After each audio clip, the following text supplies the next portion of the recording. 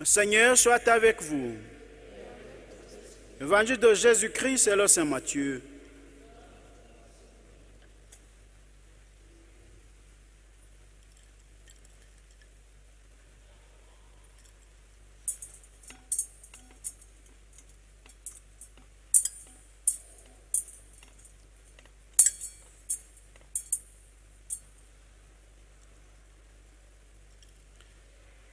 Quand Jésus vit toute la foule qui le suivait, il gravit la montagne, il s'assit et ses disciples s'approchèrent. Alors, ouvrant la bouche, il se mit à les instruire et il disait: Heureux les pauvres de cœur, le royaume des cieux est à eux. Heureux les doux, ils obtiendront la terre promise. Heureux ceux qui pleurent, ils seront consolés. Heureux ceux qui ont faim et soif de la justice, ils seront rassasiés. Heureux les miséricordieux, ils obtiendront miséricorde. Heureux le cœur pur, ils verront Dieu. Heureux les artisans de paix, ils seront appelés fils de Dieu. Heureux ceux qui sont persécutés pour la justice, le royaume des cieux est à eux. Heureux serez-vous si l'on vous insulte, si l'on vous persécute et si l'on dit faussement toutes sortes de mal contre vous à cause de moi. Réjouissez-vous, soyez dans l'allégresse, car votre récompense sera grande dans les cieux. Acclamons l'évangile du Seigneur.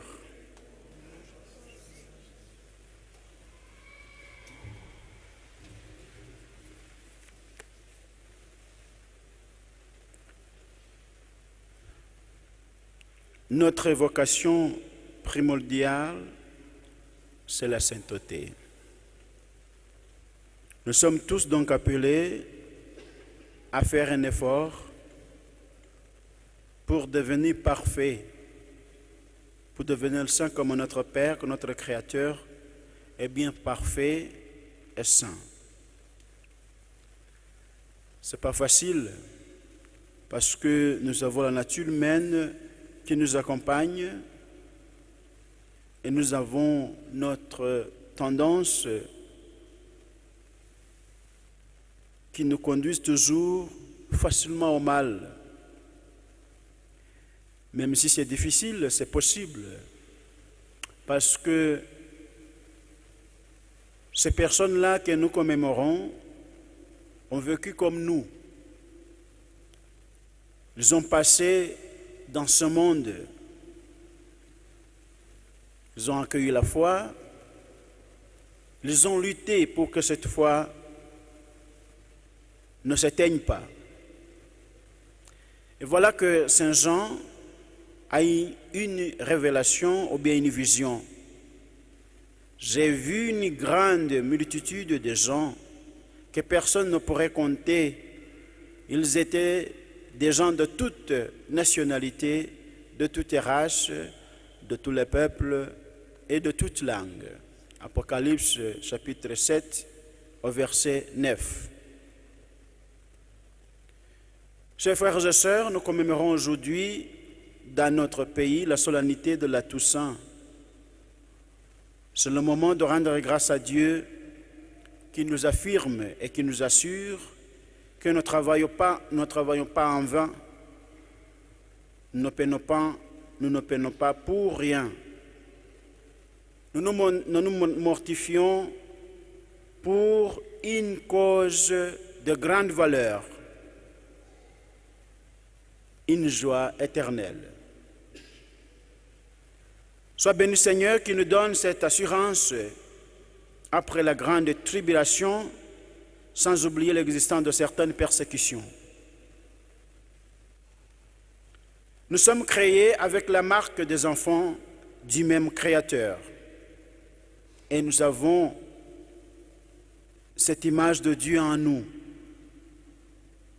C'est le cachet qui nous a été imprégné lors de notre création. Et par la fonction de sanctification de l'Église et à travers le baptême, nous avons été marqués par un sceau de salut éternel et qui nous fait héritiers du royaume éternel. Cette marque se cacher, nous ouvre sans difficulté les portes du paradis. Même si nous avons cette assurance d'être héritiers du royaume, nous ne devons pas garder, nous devons la garder jalousement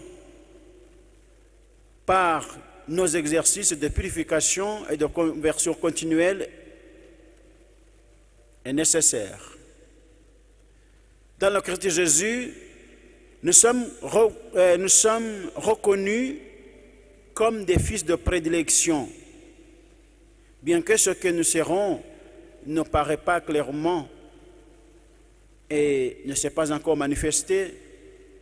Ce dont nous sommes sûrs, et nous ne pouvons pas discuter là-dessus, est que nous serons semblables au Christ, notre Sauveur, le jour J.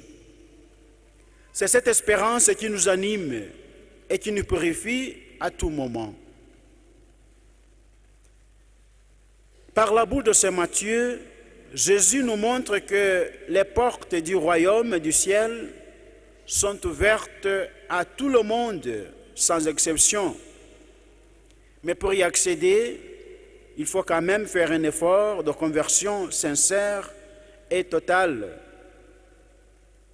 Même si cela peut demander des sacrifices inédits et inouïs, Jésus nous dit « Soyez dans la joie, car votre récompense est grande dans le ciel. » C'est l'affirmation de Jésus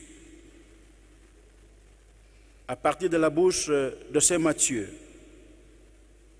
Chers frères et sœurs, à la lumière de la des Saintes Écritures d'aujourd'hui, nous sommes appelés à faire un examen de conscience sincère pour savoir si réellement nous sommes dans le droit chemin afin d'hériter le royaume. En fin de compte, chers frères et sœurs, comme Jésus nous le recommande, soyez parfaits comme votre Père céleste est parfait. Que cela soit la raison d'être de tout un chacun. Que cela soit la raison d'être de tout chrétien, de tout fidèle, de toute personne qui croit. Et que votre foi s'accroisse de jour en jour, afin que vous soyez des témoins véridiques, des témoins réels par votre vie, par vos actions et par votre parole.